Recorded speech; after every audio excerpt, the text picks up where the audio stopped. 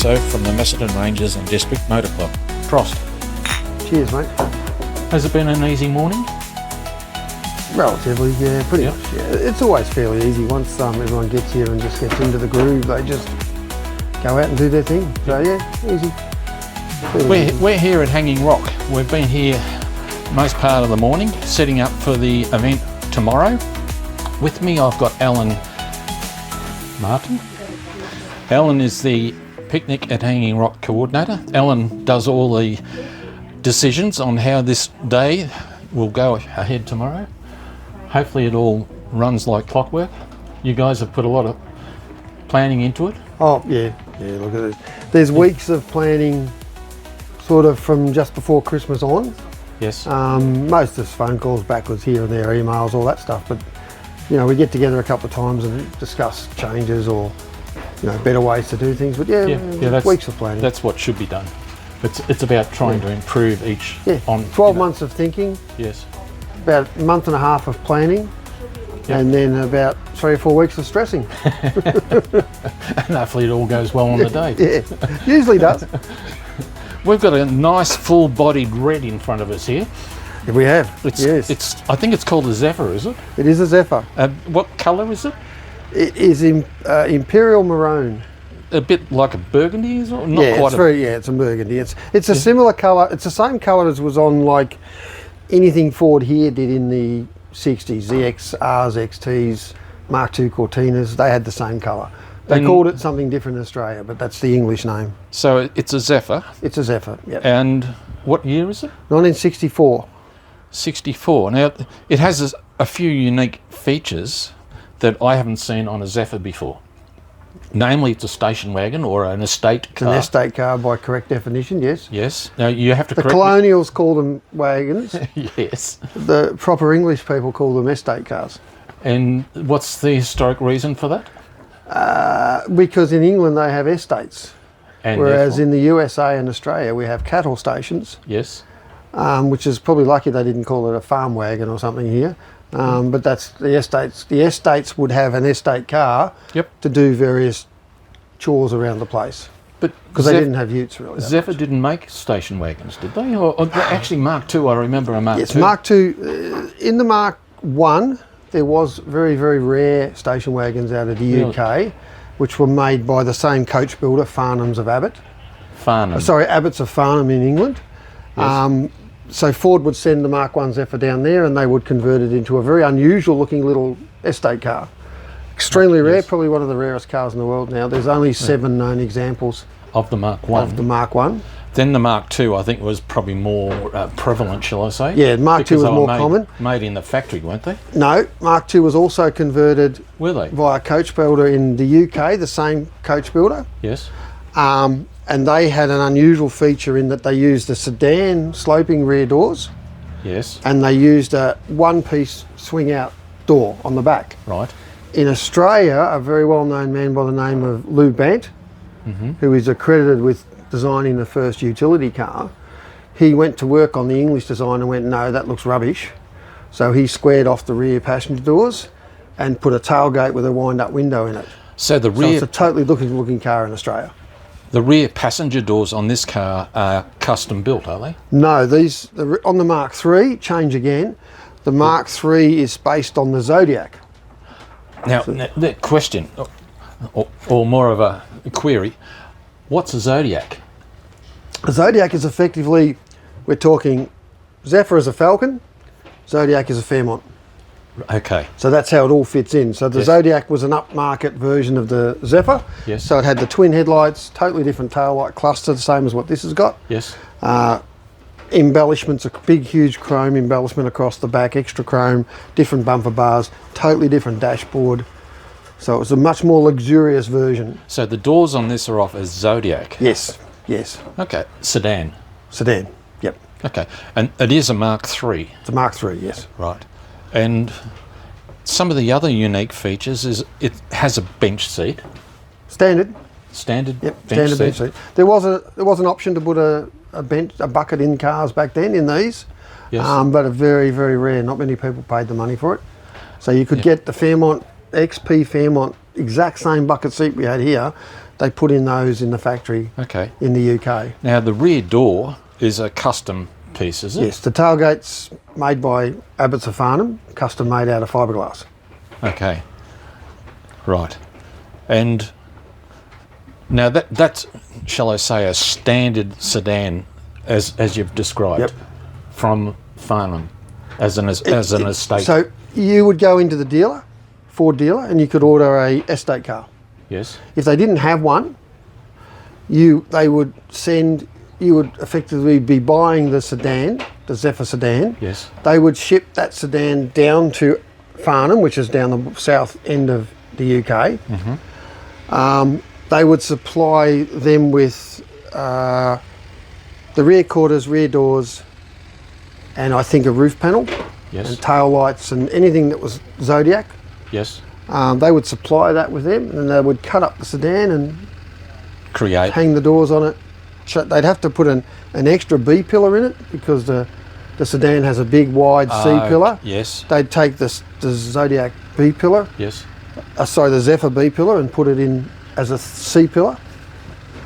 So they use the B pillar as the C. Yep, and they use the Zodiac C pillar as the D pillar on these. We're just getting interrupted. One of yours, isn't it? Is that a Farnham estate? Yes, it is. It is. Yes. You don't see many of them. I looked at one the other day. I mean, I'm from the UK, obviously. Would you like to join the video? We're videoing the car at the moment. Well, I haven't got my teeth in. No, because I looked at one genuinely, probably only about 2 months ago, and I thought, you know what? Here? No, back in Surrey, back in Blighty. It's classic. There's not many of them around. Well, you probably don't see any of them out here, do you? There's 3 in Victoria. Is that all there are? There's a Zodiac. Shit, yeah. It's a beautiful car, beautiful restoration. There is a Mark III 4-cylinder one here. Right. Which has now got... Well, it was a 6, it's now a V8. Oh, is it? All right, you've been messing about. Well, I did think it had been sort of resto-modded a little bit. Yeah, it is resto-modded. Yeah. So there's a 4-cylinder, a Zodiac and a Zephyr here in Victoria, and I know of 2 others in the state. Right. They're not on the road. There's probably, I believe, around 10 to 12 here in Australia. Is that all there are? Yeah, that's it. Yeah. Because when I haven't been out here for 30 years. In fact, last time I came out here, I bought a Holden EK, and in many ways the fins at the back, they're sort of similar style. Apparently they're worth some big money now. Oh yeah. They might be absolutely. Any of the Holdens are worth a lot more money than those are, unfortunately. That's a classic. So you're from what part of England, are you? Well, we're now moved down to Somerset. Sort of used to live up in London.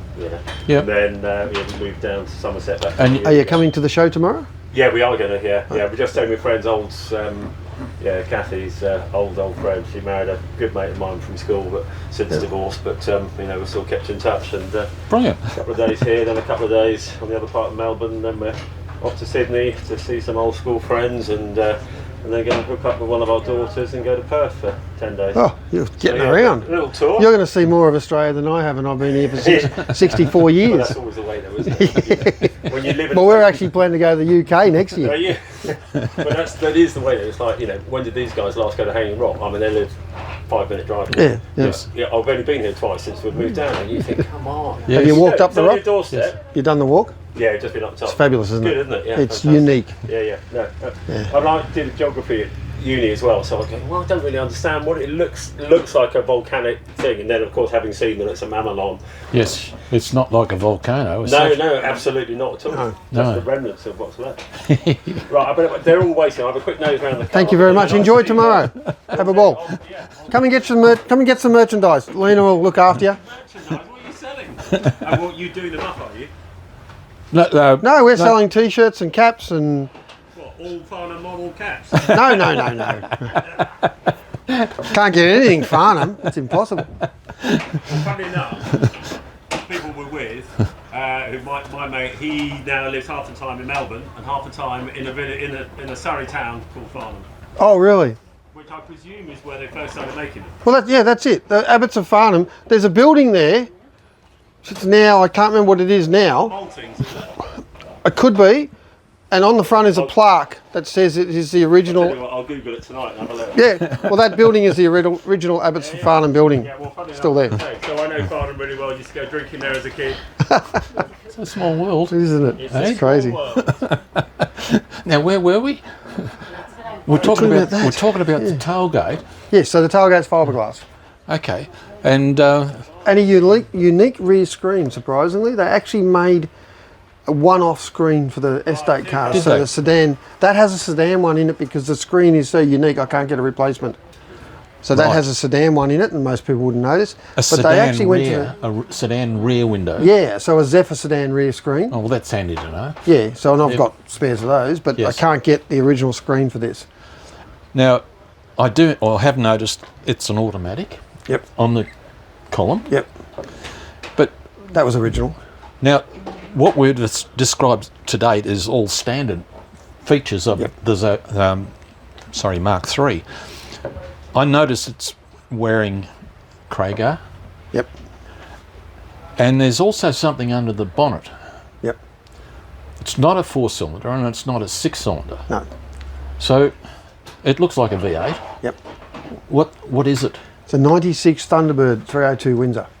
Wow. With a C4 behind it. Yes.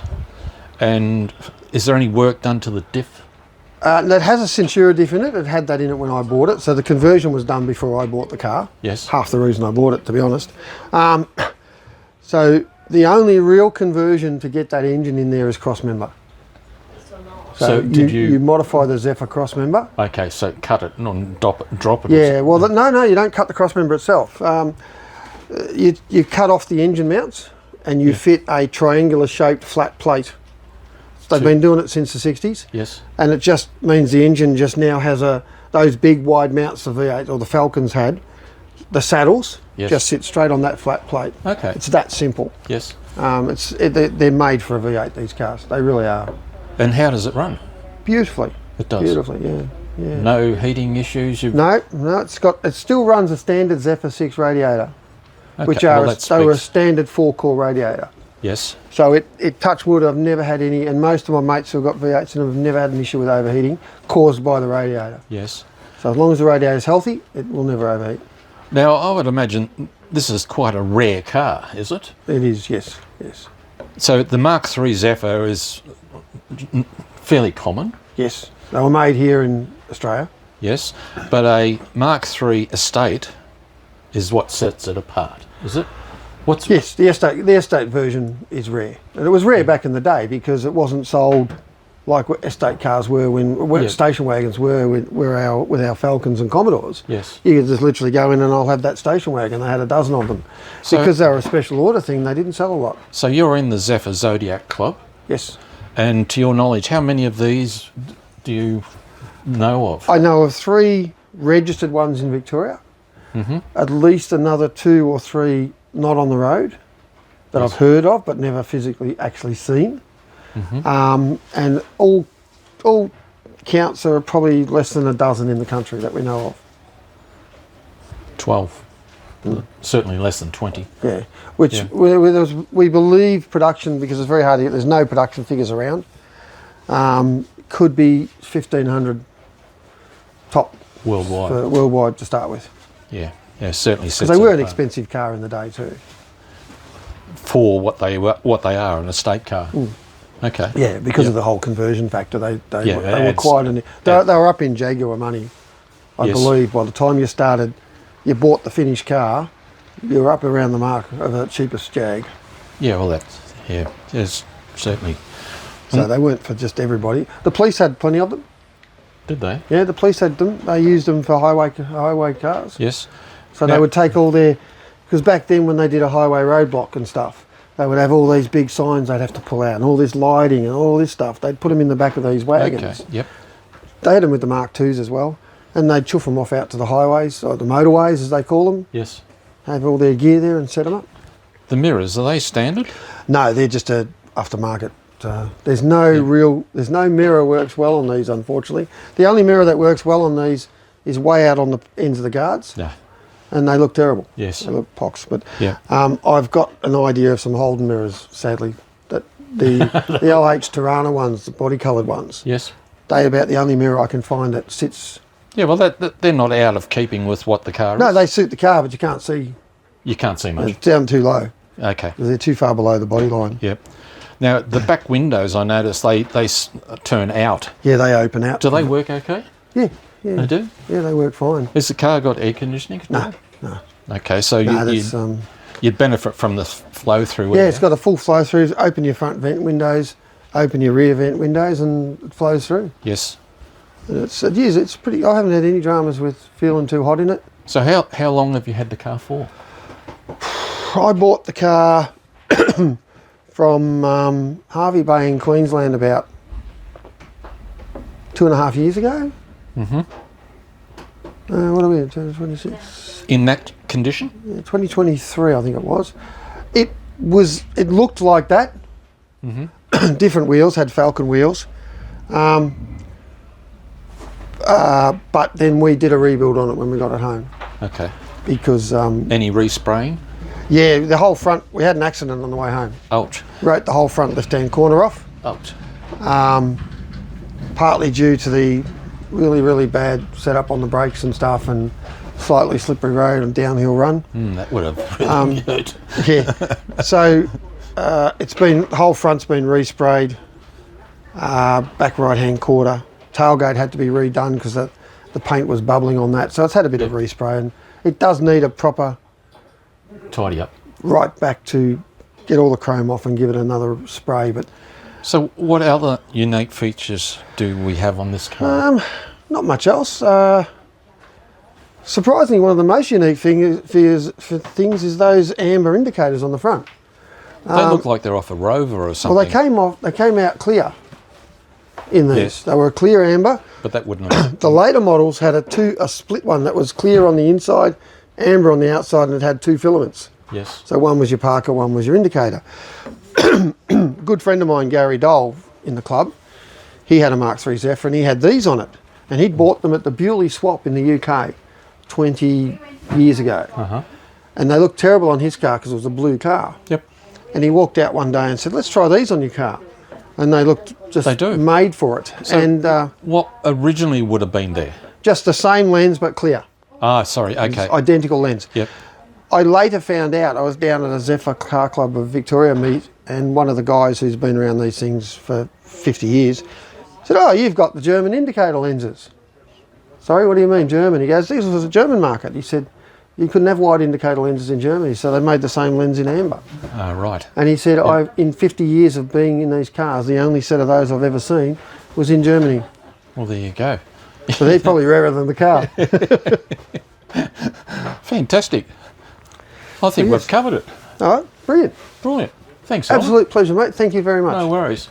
And for those who are interested, there will be a video for tomorrow's major event here at Hanging Rock.